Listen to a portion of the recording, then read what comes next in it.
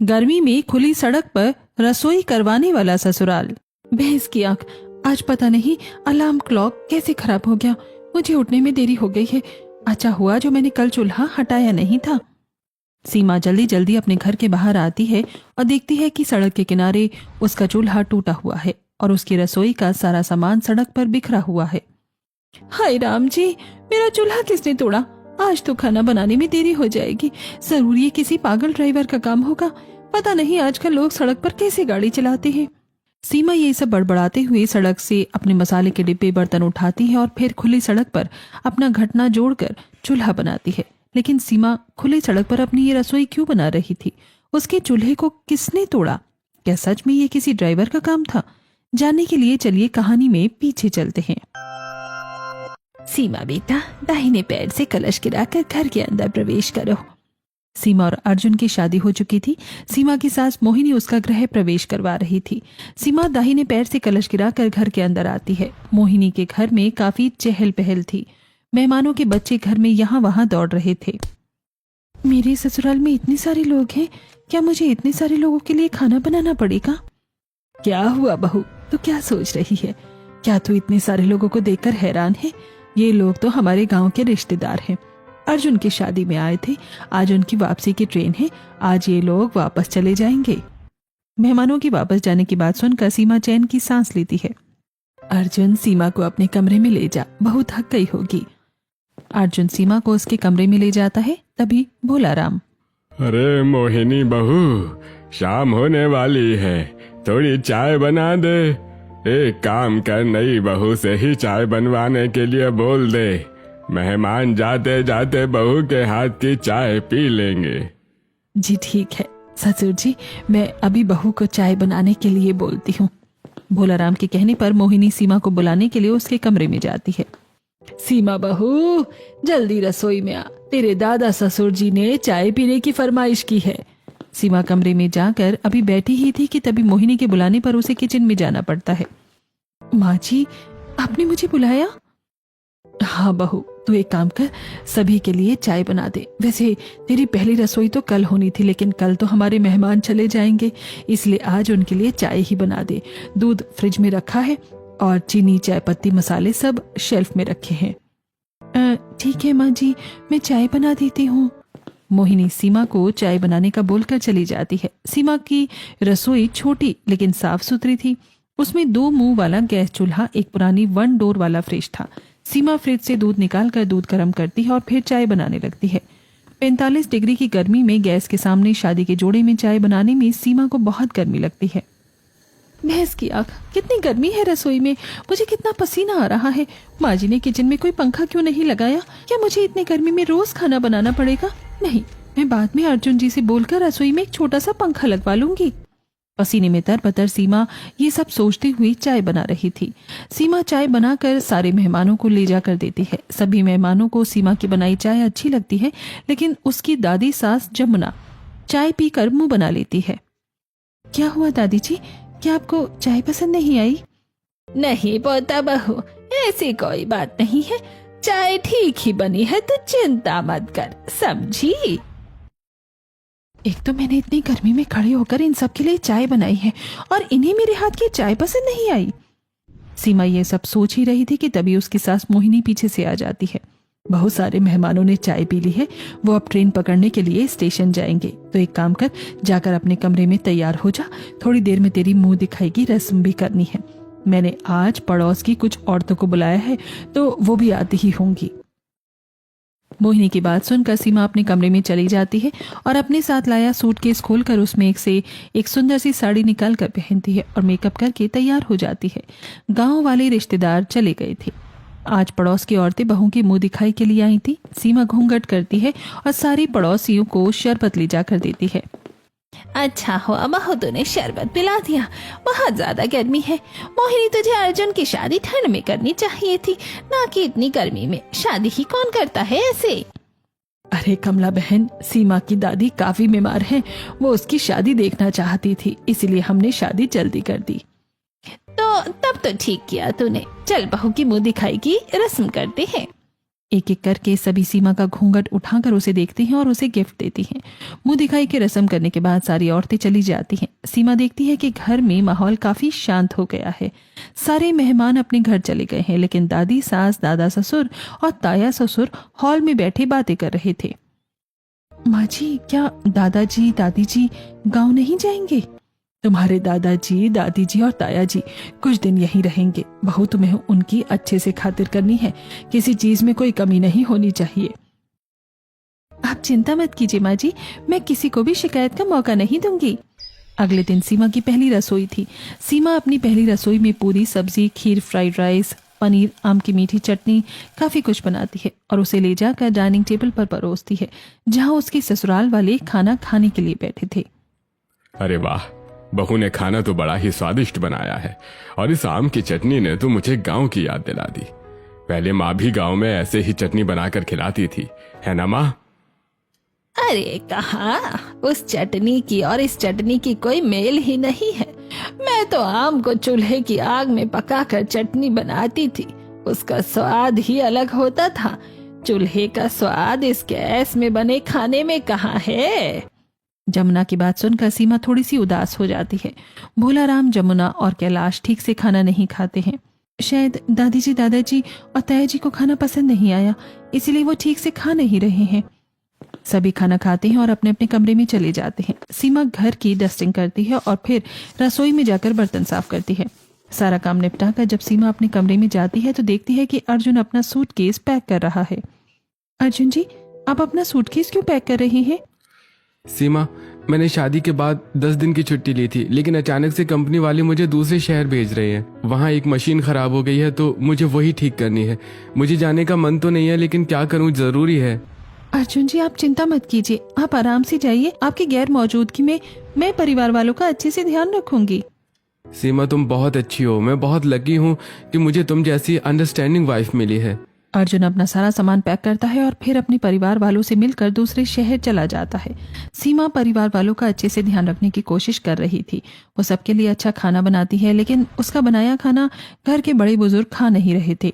एक दिन जब सभी खाना खा रहे थे तब माँ, पिताजी, ताऊ जी, मैं कुछ दिनों से देख रहा हूँ आप लोग ठीक से खाना नहीं खा रहे हैं। क्या बात है? अरे माधव बेटा, तू तो जानता है हम लोग गांव के हैं, हमें चूल्हे में बना खाना खाने की आदत है। ये गैस का खाना हमारे गले से नीचे नहीं उतरता, इसीलिए बस आधा पेट खाना खाकर कर रहे हैं जैसे तैसे गुजारा। कैलाश की बात सुनकर माधव को बुरा लगता है। सभी खाना खाकर अपने अपने कमरे में चले जाते हैं। माधव और मोहिनी भी अपने कमरे में बैठे थे। तभी माधव कहता है, मोहिनी, तुम तो देख ही रही हो, कुछ दिन से माँ, पिताजी और ताऊजी ठीक से खाना नहीं खा रहे हैं। तुम एक काम करो ना, उनके लिए चूल्हे पर खाना बना दो। सीमा बहू तो नई है, पता नहीं उसे चूल्हे पर खाना बनाना आता है या नहीं। कल मैं ईंटें लेकर आ जाऊंगा, तुम ही कुछ दिन चूल्हे पर खाना बना लो। ठीक है जी।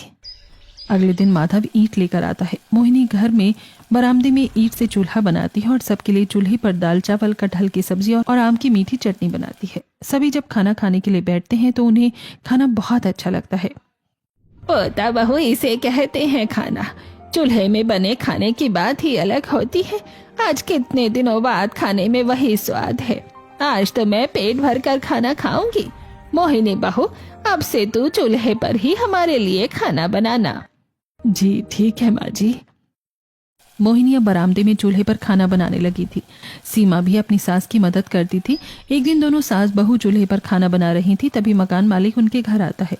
अरे, तुम लोगों ने किससे पूछकर मेरे घर के बरामदे में चूल्हे का सेटअप किया है? अरे, क्या तुम लोगों ने मेरे घर को अपना घर समझ लिया है?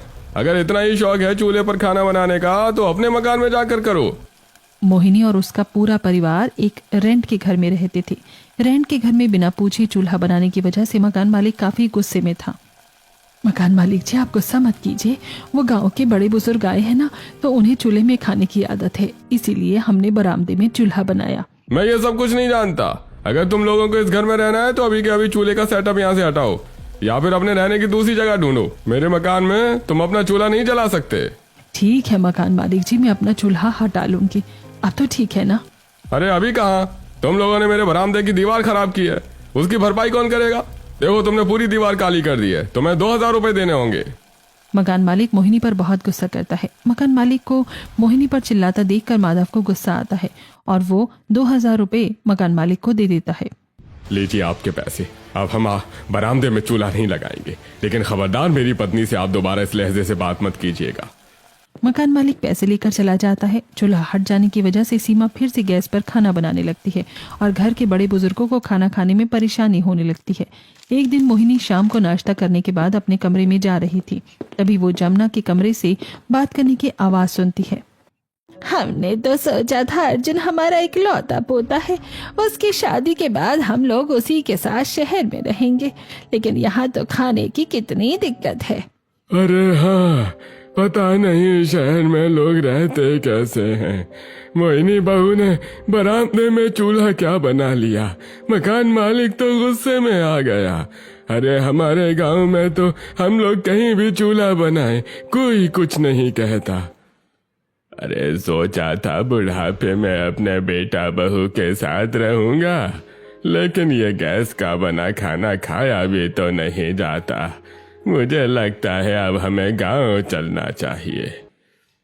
मोहिनी जमुना के कमरे के दरवाजे के पीछे से खड़ी होकर अपनी सास ससुर और ताया ससुर की सारी बात सुन लेती है। मोहिनी को उनके लिए काफी बुरा लगता है। मोहिनी उदास होकर अपने कमरे में चली जाती है। थोड़ी देर बाद सीमा मोहिनी के कमरे में आती है। क्या बात है माँ जी, आप परेशान लग रही हैं? और आज तो आप अपने फेवरेट सीरियल देखने के लिए भी नहीं आई। मैं कब से आपका इंतजार कर रही थी, कुछ हुआ है क्या? सीमा बहू, तुम्हारे दादा ससुर दादी सास अपने बुढ़ापे में हम लोगों के साथ ही यहीं शहर में रहना चाहते हैं, लेकिन हमारे खान पान की वजह से उन्हें काफी दिक्कत हो रही है और वो मन मार कर गाँव जाने की सोच रहे हैं। माँ जी, आपकी बात सुनकर तो मुझे भी बहुत बुरा लग रहा है। क्या हम लोग उनके लिए कुछ नहीं कर सकते? हम लोग क्या करें सीमा बहू, उन्हें हमारा खाना अच्छा नहीं लग रहा है और वो आधा पेट खाना खाकर कब तक रहेंगे, और हमारे पड़ोसी तो हमें अपने घर में चूल्हा बनाने के लिए नहीं देंगे। मोहिनी की बात सुनकर सीमा के दिमाग में एक जबरदस्त आइडिया आता है।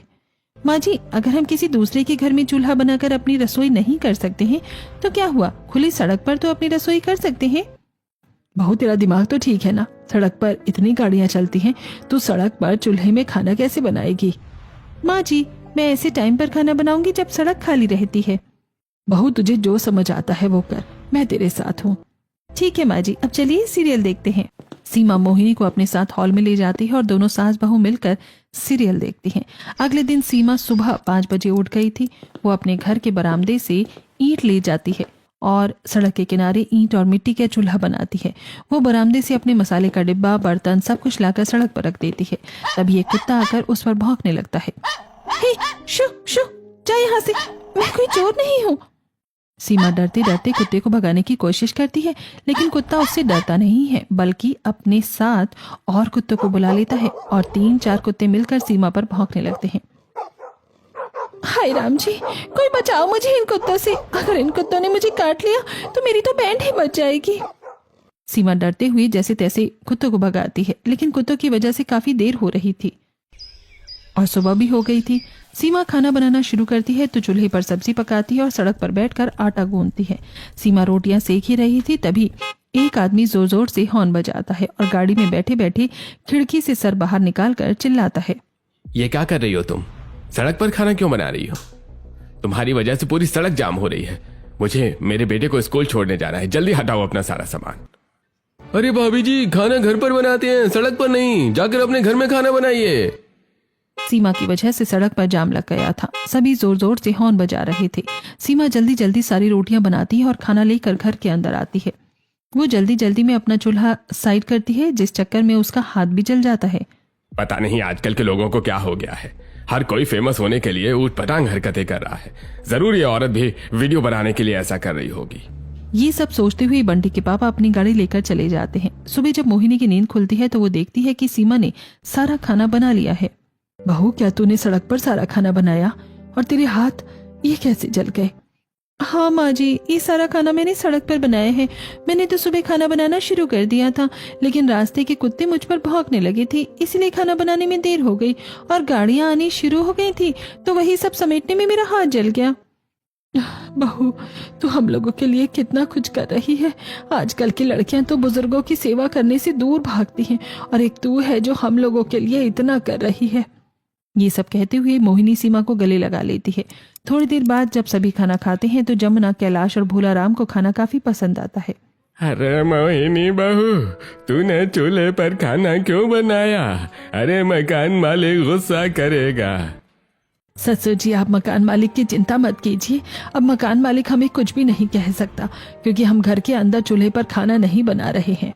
बहू, घर के अंदर चूल्हा नहीं है तो तुमने कहाँ चूल्हा बनाया? माँ जी, आपकी पोता बहू ने सड़क पर चूल्हा बनाया और आप लोगों के लिए सारा खाना बनाया है। पोता बहू, तूने कितना अच्छा खाना बनाया है। तू हमारी खुशी के लिए कितना कुछ कर रही है। मोहिनी तो बिल्कुल सही लड़की ढूंढ कर लाई है अपने अर्जुन के लिए। इस तरह बातें करते हुए सभी खाना खाते हैं। खाना खाने के बाद सीमा किचन में बर्तन धोती है। सुबह उठने की वजह से उसकी नींद ठीक से पूरी नहीं हुई थी, इसलिए वो घर का काम निपटा कर अपने कमरे में सोने के लिए चली जाती है। दोपहर के वक्त सीमा आराम से सो रही थी, तब जमुना उसे आवाज देती है। पोता बहू, अरे ओ पोता बहू। जमुना की आवाज सुनकर सीमा की नींद खुल जाती है और वो अपने कमरे से बाहर निकलती है तो देखती है कि उसके ससुराल वाले सड़क के किनारे खटिया लगाकर बैठे हैं। दादी जी, ये सब क्या है? पोता बहू, इस घर में तो बहुत गर्मी लगती है, इसलिए हम लोग हवा खाने के लिए सड़क पर खटिया लगा कर बैठे हैं। बहू देख, शाम हो गई है तो अभी गाड़ियां कम चल रही हैं, तो जरा हमारे लिए चूल्हे पर चाय और पकौड़ी बना दे। अरे ये लोग क्या बोल रहे हैं? मैं शाम को सड़क पर खाना कैसे बनाऊं? सुबह ही गाड़ी आने की वजह से मुझे खाना बनाने में कितनी दिक्कत हो गई थी, लेकिन मैं इनकी बात भी तो नहीं काट सकती हूँ। बड़े बुजुर्गों का सम्मान तो करना ही पड़ेगा। ये सब सोचते हुए सीमा सड़क के किनारे चूल्हा बनाती है और फिर चूल्हे पर चाय बनाती है। वो बेसन में प्याज काट कर डालती है और फिर चूल्हे पर कढ़ाई चढ़ाकर तेल गरम करके पकौड़े तलती है। सूरज डूबा नहीं था। खुली सड़क पर खाना बनाने की वजह से धूप सीधे सीमा पर पड़ रही थी। वो पसीने में तरबतर होकर सबके लिए पकौड़ी बना रही थी। हाय राम, उफ, कितनी गर्मी लग रही है। मेरी तो हालत ही खराब हो रही है इतनी गर्मी में सड़क पर खाना बनाने में, और कितनी धूल मिट्टी भी आ रही है। सीमा जैसे तैसे अपने ससुराल वालों को चाय पकौड़े बनाकर देती है। कैलाश चाय पीने से पहले खटिया पर बैठे बैठे मुंह में पानी लेकर कुल्ला करता है और सड़क के किनारे फेंक देता है। सड़क से गुजरते लोग सीमा और उसके ससुराल वालों को देख रहे थे। क्या आदम जमाने के लोग हैं, खुली सड़क पर रसोई कर रहे हैं। इन्होंने तो सड़क को अपनी जागीर समझ ली है। कैसे गवार लोग हैं, पब्लिक प्रॉपर्टी को बर्बाद कर रहे हैं। इनकी तो कंप्लेंट करनी चाहिए।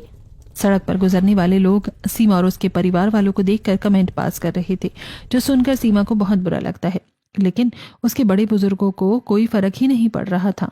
इसलिए सीमा सड़क से अपनी रसोई हटाती है और बरामदे में जाकर रख देती है।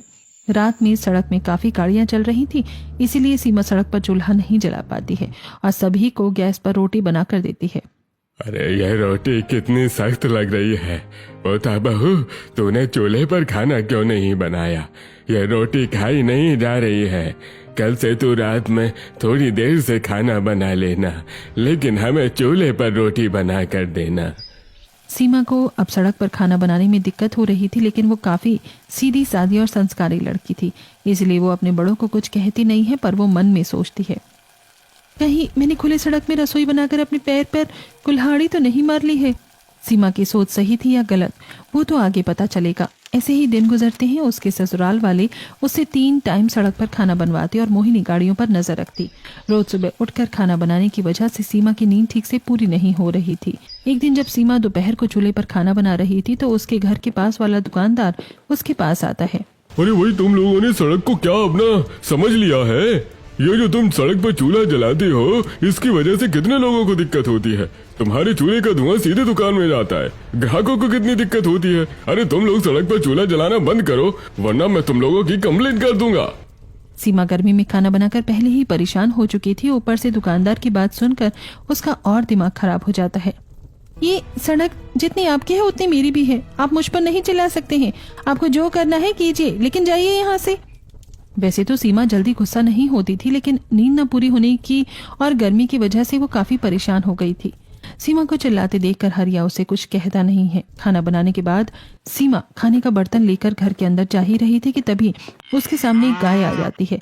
गाय को देखकर सीमा हड़क जाती है। हाय दया, ये गाय कहाँ से आ गई? हड़कने की वजह से सीमा के हाथ से खाने का बर्तन गिर जाता है, जिसे देखकर हरिया खुश हो जाता है और हंसने लगता है। और बनाओ खुली सड़क पर अपनी रसोई, यही होता है सड़क पर रसोई बनाने का नतीजा। सीमा हरिया की बात का कोई जवाब नहीं देती क्योंकि सीमा का अभी रोज का हो गया था। सड़क पर खाना बनाने की वजह से कभी कोई कुत्ता उसकी सब्जियों की पॉलिथीन लेकर भाग जाता तो कभी कोई गाय जाकर उसके खाने में मुंह लगा देती थी। गुजरते दिनों के साथ सीमा खुली सड़क पर रसोई करके परेशान हो गई थी। एक दिन उसे सुबह उठने में देरी हो गई थी। भैंस की आंख, आज पता नहीं अलार्म क्लॉक कैसे खराब हो गया, मुझे उठने में देरी हो गई। अच्छा हुआ जो मैंने कल चूल्हा हटाया नहीं था। सीमा जल्दी जल्दी अपने घर से बाहर आती है और देखती है कि सड़क के किनारे उसका चूल्हा टूटा हुआ है और उसकी रसोई का सारा सामान सड़क पर बिखरा हुआ है। हाय राम जी, मेरा चूल्हा किसने तोड़ा? आज तो खाना बनाने में देरी हो जाएगी। जरूर ये किसी पागल ड्राइवर का काम होगा। पता नहीं आजकल लोग सड़क पर कैसे गाड़ी चलाते हैं। ये सब सोचते हुए सीमा सड़क पर बिखरे अपनी रसोई के सामान को उठाती है और फिर से चूल्हा बनाकर खाना बनाती है। रोज रोज मैं इस तरह से सड़क पर खाना बनाकर परेशान हो गई हूँ, लेकिन मैं करूँ भी तो क्या करूँ? दादा दादी जी गैस चूल्हे का खाना खाते ही नहीं है। ये सब सोचते हुए सीमा खाना बनाती है और फिर अपनी रसोई अंदर करके सब्जी लेने के लिए बाजार जाती है। खुली सड़क पर खाना बनाने की वजह से सभी लोग सीमा को पहचान गए थे। वो उसे देखकर बातें करने लगते हैं। अरे देखो, यही वो औरत है ना, वो खुली सड़क पर खाना बनाने वाली। सीमा को देखकर लोग आपस में इस तरह की बातें करने लगते हैं। लोगों की बातें सीमा को बहुत बुरी लगती हैं। लोगों की बातों से बचने के लिए सीमा सब्जी वाले से सब्जी खरीदने के लिए चली जाती है। भैया, ये कद्दू कितने के दिए हैं? अरे भाई, कद्दू तो 40 रुपए के हैं, लेकिन बहन जी मुझे एक बात बताइए, क्या आपके घर में रसोई नहीं है जो आप खुली सड़क पर खाना बनाती हैं? सब्जी वाले की बात सीमा को बहुत बुरी लगती है, इसलिए वो बिना सब्जी खरीदे घर आ जाती है। सड़क पर खाना बनाने की वजह से आए दिन लोग उसे इस तरह की बातें बोलते थे, लेकिन अपने ससुराल वालों की खुशी के लिए सीमा सब कुछ बर्दाश्त कर रही थी। ऐसे ही दिन गुजरते हैं। एक दिन सीमा सुबह की ट्रैफिक से बचने के लिए 4:30 बजे उठकर सड़क के किनारे खाना बना रही थी। वो चावल चढ़ाकर कद्दू काट ही रही होती है कि तभी पीछे से एक बड़ा बालू से भरा ट्रक आ जाता है। ट्रक की लाइट से सीमा की आंखें चौंधिया जाती हैं। अरे, ये आधी रात को ये ट्रक यहाँ क्या कर रही है? सीमा सड़क के बिल्कुल किनारे खाना बना रही थी, इसलिए ड्राइवर का ध्यान सीमा पर नहीं जाता है। वो सड़क के किनारे बालू गिराने के लिए अपनी ट्रक उसी तरफ साइड करता है जहां सीमा खाना बना रही थी। ट्रक को अपने पास आता देखकर सीमा घबरा कर खड़ी हो जाती है। ट्रक रुको, रुको, ट्रक रुको, रुको। ड्राइवर थोड़ी नींद में था, इसलिए सीमा की आवाज उस तक नहीं पहुंची थी। अरे ट्रक रुको! इसलिए सीमा जोर से चिल्लाती है। सीमा के चिल्लाने से ड्राइवर की नींद छूमंतर हो जाती है। ट्रक ड्राइवर जल्दी से ब्रेक दबाता है, लेकिन तब तक चूल्हा ट्रक से टकरा कर टूट जाता है और सीमा को भी ट्रक से हल्की टक्कर लग जाती है। सीमा की आवाज सुनकर उसके घर वाले जल्दी से घर से बाहर निकलते हैं। ट्रक वाला भी अपनी ट्रक से नीचे उतरता है। ओ बहन जी, नींद में हो क्या? ऐसे खुले सड़क पर खाना कौन बनाता है? आज अगर आपको कुछ हो जाता तो पुलिस वाले मुझे पकड़ते। अरे ओ ट्रक वाले, क्या तुम आंख बंद करके गाड़ी चला रहे थे? तुम्हें सड़क पर इतनी बड़ी औरत दिखाई नहीं दे रही है? गाड़ी चलाना आता भी है या नहीं? तुम्हें हमें अपना लाइसेंस दिखाना है। मैं तुम्हारा लाइसेंस कैंसिल करवाती हूँ। उल्टा चोर कोतवाल को डांटे। एक तो आप लोग खुली सड़क पर अपनी बहू से रसोई करवा रही हैं और मुझे ही उल्टा सुना रही हो। रुको, मैं आपकी पुलिस कंप्लेन करूंगा। मुझे बालू गिराने में देरी नहीं हो रही होती तो मैं बताता आप लोगों को। इतना कहकर ट्रक वाला गुस्से में अपनी ट्रक लेकर चला जाता है। ट्रक से टक्कर लगने की वजह से सीमा को थोड़ी चोट आ गई थी, इसलिए मोहिनी सीमा को लेकर घर के अंदर जाती है। बस बहुत हो गया, बस बहू, अब तुझे खुली सड़क पर रसोई करने की कोई जरूरत नहीं है। आज तेरे साथ कितना बड़ा हादसा होते होते रह गया। अगर तुझे कुछ हो जाता तो मैं अर्जुन और तेरे घर वालों से क्या कहती। माँ जी, मैं ठीक हूँ, आप परेशान मत होइए। मैं जाकर चूल्हे को ठीक करके खाना बना लेती हूँ, वरना सड़क पर गाड़ी चलना शुरू हो जाएगा। नहीं सीमा, अब तो सड़क पर खाना नहीं बनाएगी। मैं और रिस्क नहीं ले सकती। अरे पोता बहू, तेरी सास बिल्कुल सही कह रही है। तू चूल्हे पर खाना मत बना, हम लोग गैस का खाना ही खा लेंगे। तेरे दादा ससुर जी बिल्कुल सही कह रहे हैं। हमारे लिए तेरी जान से बढ़कर और कुछ नहीं है। सबके मना करने की वजह से सीमा सड़क पर खाना नहीं बनाती है। आज सड़क पर कोई रसोई न देखकर बंटी के मम्मी पापा बड़े खुश होते हैं। बंटी की मम्मी, देखो उस औरत की अकल ठिकाने में आ गई। आज वो सड़क पर खाना नहीं बना रही है। जरूर उनके खिलाफ किसी ने कंप्लेंट की होगी। वैसे भी वो औरत पब्लिक प्रॉपर्टी खराब ही कर रही थी। बंटी के मम्मी पापा ट्रैफिक जाम में खड़े होकर सीमा के घर को देखकर ये बातें कर रहे थे। वहीं अपने घर पर सीमा गैस के सामने खड़ी होकर सब्जी काट रही थी। एक तरफ चावल पक रहा था और उसके माथे से पसीना टपक रहा था। इतने दिनों से खुले सड़क पर खाना बनाने में इतनी गर्मी नहीं लगती थी जितनी इस बंद रसोई में लग रही है। गर्मी से परेशान सीमा जैसे तैसे अपने घर वालों के लिए खाना बनाती है। सभी लोग डाइनिंग टेबल पर बैठकर बिना शिकायत करे खाना खा लेते हैं, लेकिन दादी सास के गले से खाना नीचे नहीं उतरता है। दादी जी, ये खाना आपको खाने में अच्छा नहीं लग रहा है ना? इसीलिए मैं आपसे कह रही थी कि मुझे चूल्हे पर खाना बना लेने दीजिए, लेकिन आपने मेरी नहीं सुनी। नहीं बहू, तुझे हमारे लिए सड़क पर खाना बनाने की कोई जरूरत नहीं है। खाने का क्या है, आज नहीं तो कल हमें ये खाना खाने की आदत हो ही जाएगी। जमुना की बात सुनकर सीमा कुछ कहती नहीं है। दादी सास, दादा ससुर और ताया ससुर जी थोड़ा बहुत खाना खाकर टीवी के सामने बैठकर टीवी देखने लगते हैं। तभी सीमा अपनी सास के पास जाती है और धीमी आवाज में कहती है, माँ जी देखिए ना, दादी जी, दादा ससुर और ताया ससुर जी आधा खाना भी नहीं खा रहे हैं। मुझे अच्छा नहीं लग रहा है।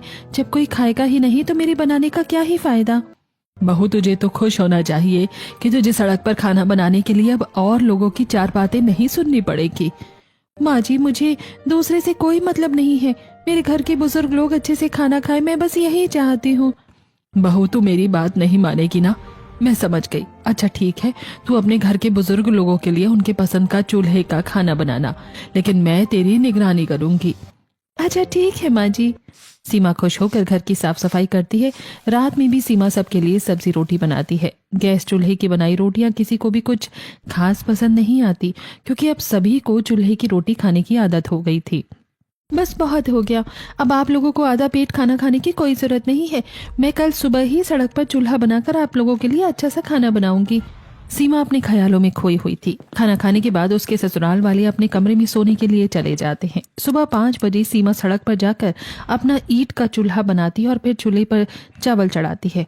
आज तो सड़क बिल्कुल खाली है, माँ जी सो रही है, मुझे उनकी नींद नहीं खराब करनी।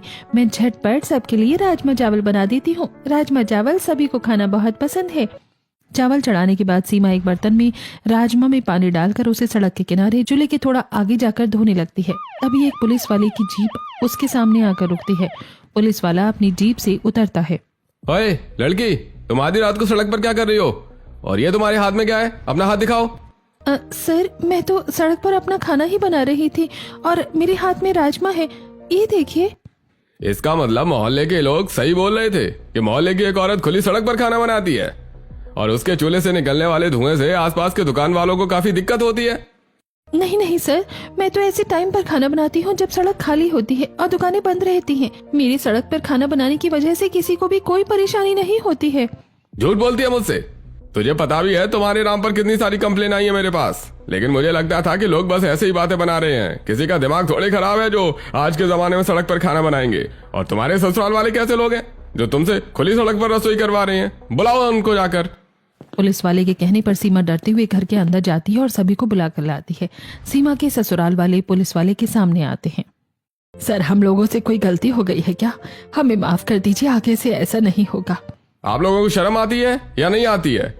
इस तरह से अपनी बहू को सड़क पर चूल्हे पर खाना बनवाते हैं कोई। आपको पता भी है कितना डेंजरस हो सकता है। आप लोग क्या सोचकर पब्लिक प्रॉपर्टी का इस्तेमाल कर रहे थे? आपको पता नहीं है पब्लिक प्रॉपर्टी का इस्तेमाल आप निजी चीज के लिए नहीं कर सकते। इसके लिए आपको जेल हो सकती है। मैं अभी आप लोगों को अंदर करता हूँ, तभी आपका दिमाग ठिकाने पर आएगा। पुलिस वाला सीमा और उसके ससुराल वालों को काफी डराता है और खूब सुनाता है। पुलिस वाला सीमा पर चिल्ला रहा था। तभी अर्जुन सुबह सुबह अपना बैग लेकर घर लौटता है। अर्जुन देखता है कि उसके परिवार वाले नजर झुकाकर पुलिस वाले की डांट सुन रहे हैं। माँ, पिताजी, ये सब क्या है और पुलिस वाले क्यों आए हैं? तुम्हारी पत्नी खुले सड़क पर चूल्हे पर खाना बना रही है। कैसे पति हो तुम अपनी पत्नी को मना नहीं कर सकते? दिखने में तो समझदार लगते हो और हरकतें बिल्कुल गवारों वाली हैं। क्या मतलब सर? मैं तो 1 महीने से दूसरे शहर गया हुआ था, आज ही वापस आया हूँ। तुम्हारी पत्नी के खिलाफ कंप्लेन आई है मेरे पास। वो कई दिनों से सड़क पर खाना बना रही है, जिसकी वजह से लोगों को बहुत परेशानी हुई है। पहले मैंने ध्यान नहीं दिया था, लेकिन आज जब मैंने पेट्रोलिंग करते हुए खुद उसे खाना बनाते हुए देखा। तुम्हारी पत्नी अब जेल जाएगी। सर, मेरी पत्नी को माफ कर दीजिए। मुझे पता नहीं था उसने ऐसा क्यों किया, लेकिन आगे से ऐसा नहीं होगा, मैं उसकी गारंटी लेता हूँ। आप चाहें तो मुआवजा ले लीजिए, लेकिन बात को यहीं पर रफा दफा कर दीजिए। अर्जुन की बात सुनकर पुलिस वाला सीमा पर 5,000 रुपए का फाइन लगाता है। अर्जुन पुलिस वाले को पैसे देता है और पुलिस वाला अपनी जीप लेकर चला जाता है। अर्जुन सीमा को लेकर घर के अंदर आता है और गुस्से में उससे पूछता है, सीमा मुझे बताओगी ये सब क्या चल रहा था? तुम सड़क के बीच में खाना क्यों बना रही थी? अर्जुन दाना पानी लेकर सबके सामने सीमा पर चढ़ गया था। बेटा, इसमें बहू की कोई गलती नहीं है। माँ आप तो चुप ही रहिए, आपको तो कम से कम सीमा को रोकना चाहिए था ना, और आप उसकी तरफदारी कर रही हैं। अर्जुन सीमा के साथ साथ मोहिनी पर भी गुस्सा करने लगता है, जिसे देखकर भोलाराम और कैलाश के सब्र का बांध टूट जाता है। अरे अर्जुन, सीमा बहू ने सब हमारे लिए किया है। अरे हम लोगों को चूल्हे के खाने की आदत थी, लेकिन इस घर में चूल्हे पर खाना बनाने से मकान मालिक ने मना कर दिया, इसलिए बहू को सड़क पर अपनी रसोई बनानी पड़ी। दादाजी, ताया जी, आप लोगों को तो समझना चाहिए ना कि अब आप लोग गांव में नहीं शहर में रहते हैं, और इंसान को बदलते वक्त के साथ खुद को बदलना चाहिए। एक गलती की वजह से आज हमारे परिवार के ऊपर कितनी बड़ी मुसीबत आ सकती थी। अर्जुन बेटा तू शांत हो जा, हम सभी को हमारी गलती समझ आ गई है। अब हम लोग चूल्हे का खाना खाने की जिद नहीं करेंगे, बल्कि धीरे धीरे गैस पर बने खाना खाने की ही आदत डालेंगे। जमुना के समझाने पर अर्जुन शांत हो जाता है। सीमा सबके लिए गैस पर चाय बनाती है। सभी लोग चाय पीते हैं। बड़े बुजुर्ग जो कभी गैस पर बना और खाना नहीं खाते थे, अब धीरे धीरे उन्हें भी गैस पर बने खाने की आदत हो जाती है और सब गैस पर बना खाना खुशी खुशी खाते हैं।